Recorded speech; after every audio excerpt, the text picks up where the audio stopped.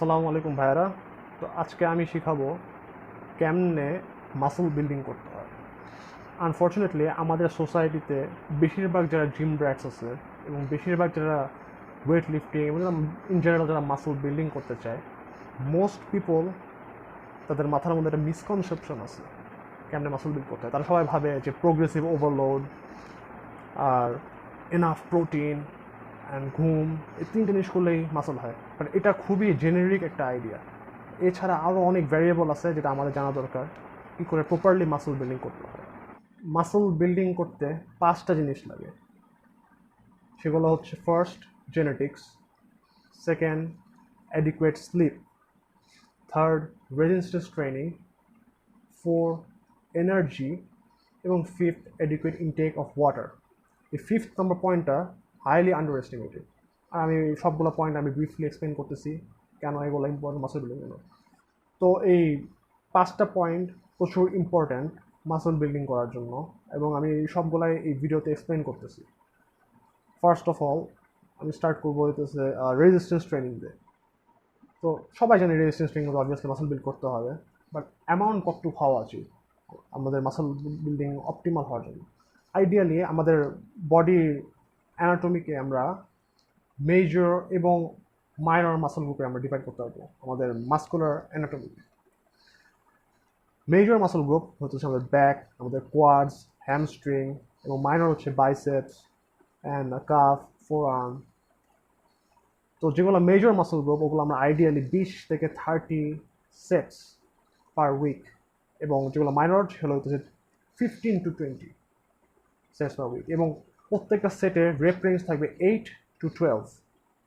প্রত্যেকটা রেপ রেঞ্জের ডিউরেশন থাকবে কনসেন্ট্রিক মোশন 1 সেকেন্ড মিনিমাম এবং eccentric motion 3 second minimum. Concentric মোশনটা কি? ফর এক্সাম্পল, আপনি যদি পুল আপ দেন, আমি যখন গ্র্যাভিটির এগেইনস্টে পুল করতেছি, এটা হচ্ছে কনসেন্ট্রিক। যখন আমরা গ্র্যাভিটির হেল্প ইউজ করতেছি এবং যখন নামার সময়, এটা হচ্ছে ইসেন্ট্রিক। বেঞ্চ প্রেস কেন, এটা তো পুলিং মুভমেন্ট ছিল, যেগুলো পুশিং এক্সারসাইজ যেমন বেঞ্চ প্রেস, স্কোয়াট, যেখানে আমরা গ্র্যাভিটির এগেইনস্টে নিজেই যখন লিফট করতেছি অথবা বারটাকে যখন লিফট করতেছি, এটা হচ্ছে কনসেন্ট্রিক। এবং যখন নামার সময়, যখন easy part of exercise is always eccentric, and that should be always 3 second. So এবং প্রত্যেকটা সেটের মাঝখানে মিনিমাম 2 মিনিট রেস্ট থাকা উচিত। সো বেশিরভাগ যারা ওয়েট লিফটার তারা কোনো একটা জিম ব্রো ডায়েট এবং যারা বডি বিল্ডিং করতেছে, যারা মাসল বিল্ড করতেছে, তারা কোনো একটা ব্রো স্প্লিট এবং কোনো একটা ইন্টারনেট থেকে একটা লাইক র্যান্ডম একটা স্প্লিট রুটিন ফলো করে, যেগুলো ইউজুয়ালি এবং প্রত্যেকটা জিমের ইকুইপমেন্ট যখন ইউজ করে তখন ওয়েট ঠিক মতো অ্যাডজাস্ট করে না, এবং তাদের রেট রেঞ্জ এবং সেটস এবং রেস্ট ব্যাপারে কোনো আইডিয়া নাই। দেখা যায় তারা রেস্ট বেশি নিতেছে ইনস্টাগ্রামে অথবা ফেসবুকে, তারা ফেসবুকিং করতেছে। সো তাদের আলটিমেটলি অপটিমাল মাসল গ্রোথ হয় না। এবং এগুলা আপনি, এবং ওয়েট বলি যে আপনি যে 8 থেকে 12 রেপস বললাম, এখানে আপনি আইডিয়ালি আপনি এমন ওয়েট ইউজ করবেন যাতে আপনার 8 to 12 রেপের মধ্যে ফেলিওর হয়। এখন এটা হচ্ছে আমাদের ফার্স্ট পয়েন্ট। সেকেন্ড পয়েন্ট হচ্ছে আমাদের স্লিপ। আইডিয়ালি আমাদের সবার 7 to 8 আওয়ার স্লিপ লাগবে মিনিমাম অ্যারাউন্ড দিস টাইম। যখন আমরা ঘুমাই, যখন রেস্ট নিই, তখন আমাদের মাসল প্রোটিন সিনথেসিস হয়, উইচ ইজ হোয়াট, আমাদের যখন মাসল ব্রেকডাউন হয়, আমরা লিফটিং করি, এটা যখন রিকভারি হয়, হিল হয়, আমাদের যে প্রোটিন যেটা আমরা খাইছি ওটা দিয়ে মাসলের রিপেয়ারটাকে বিল্ড করে এবং মাসলটাকে বিগার এবং বেটার এবং স্ট্রঙ্গার হিসেবে বিল্ড করা হয়। সো এই জন্য ঘুম দরকার খুবই, এটা হচ্ছে মাস্ট। এবং থার্ড পয়েন্ট আমরা শুরু করি এনার্জি। তো অনেকে দেখা যায় যে কিটো ডায়েট, এবং আমি বলতেছি না কিটো ডায়েট খারাপ diet, but like keto diet তারা মানে quote on quote keto diet, এবং তারা কোনো একটা নর্মাল তাদের জিমের ট্রেনার তাদের একটা উইয়ার্ড ডায়েট দেয়, তারা ফলো করে, যেখানে আমরা 2টা শশা খাইতেছে, 2টা রুটি খাইতেছে, তাদের ডায়েটে ক্যালোরি তাদের ইনটেক, সেটা সারাদিন লেথার্জিক থাকে এবং তারা লিফটিং করতে পারে না। এনাফ ক্যালোরি খাইতে হবে যাতে আমাদের মিনিমাম এনার্জিটা থাকে লিফটিং করার জন্য। আপনি যদি ফ্যাট কমাইতে চান, অবভিয়াসলি ক্যালোরি ডেফিসিট থাকতে হবে। ফ্যাট বাড়াইতে চান, আপনি ক্যালোরি সার্পাস থাকতে হবে। এবং বাল্কিং এবং কাটিং এটা নেসেসারি না মাসল গ্রোথের জন্য, অ্যাজ লং অ্যাজ আপনি ক্যালোরি মেনটেন করতেছেন এবং আপনার প্রোটিন আপনি অ্যাডিকুয়েটলি খাইতেছেন, উইচ ইজ লাইক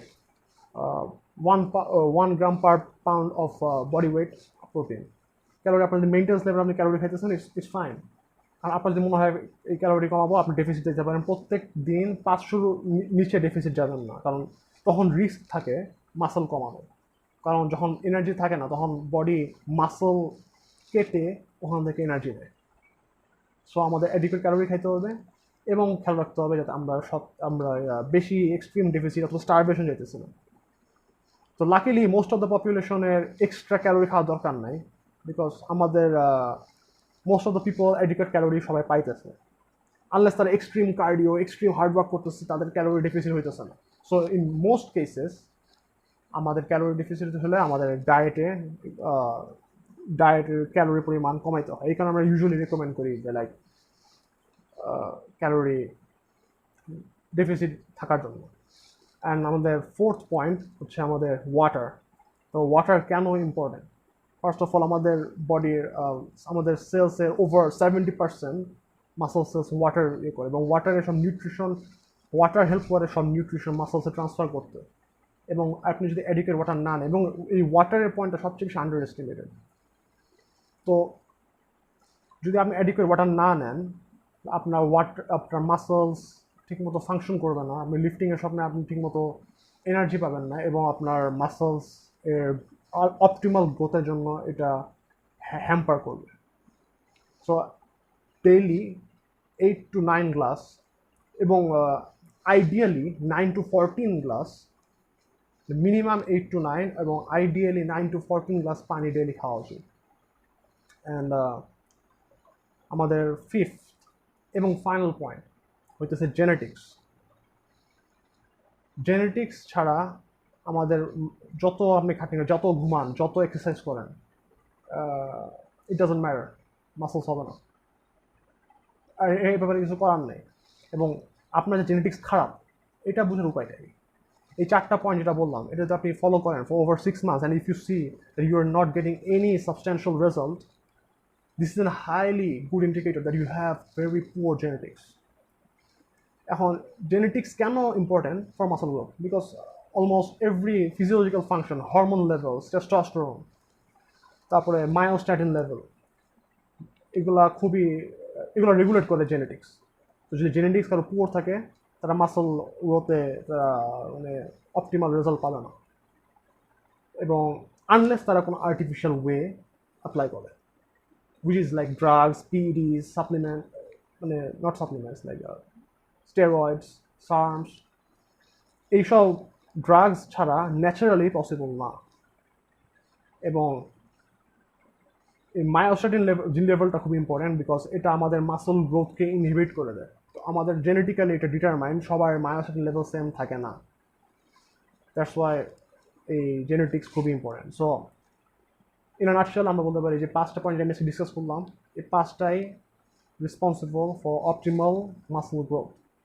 এগুলাকে একটা ইগনোর করা যাবে না। এবং মোস্ট পিপল তারা ভাবে হচ্ছে, oh no, progressive overload, adequate sleep, enough protein. এবং এই ব্যাপারে আমি আলাদা একটা ভিডিও বানাবো, যে কত পরিমাণ প্রোটিন, কত পরিমাণ লাইক কার্বস খাইতে হবে, ম্যাক্রোজ নিতে হবে। এই ভিডিওটা বেশি এনাফ লং হয়ে গেছে, সো আমি আজকে এখানে শেষ করেছি। আসসালামু আলাইকুম।